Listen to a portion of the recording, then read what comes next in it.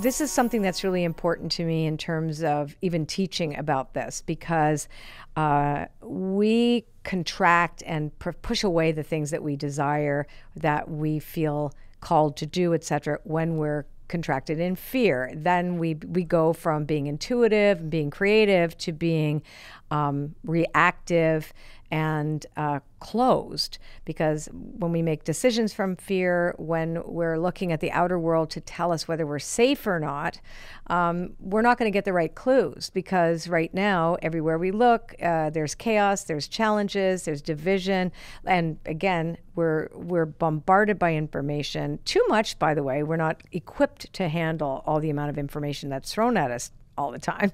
And then we have the news that's very specific or skewed to one viewpoint or another. So, you know, the media that impacts us, that tells us, oh, by the way, you should be afraid. Oh, be really afraid because this, guess what's coming? That sometimes comes or doesn't come, FYI.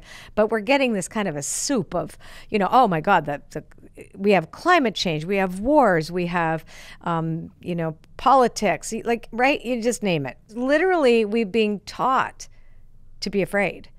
But what happens to all of those things that we feel called to do, that we feel compelled to explore, because our soul is saying, hey, you know, you really feel this, you know, call to impact other people and help them, or you call to write a book, or, you know, to create something that will leave the world a better place, for example, at the end. And you can't do that when you're scared all the time, because what you're doing then is you're starting to think about, how do you keep yourself safe, right? And then you look at the outer world and go, okay, well, there's nothing safe there. So like, I'm going to have to make decisions now that aren't creative, that, you know, that are more about self-protection, instinct for survival based things. And FYI, we are created that way. That is not a problem. What the problem is when that becomes our only sense of direction in life. That, oh my God, I better watch this, I better watch that, I better conserve here, I gotta do that. Then we don't live.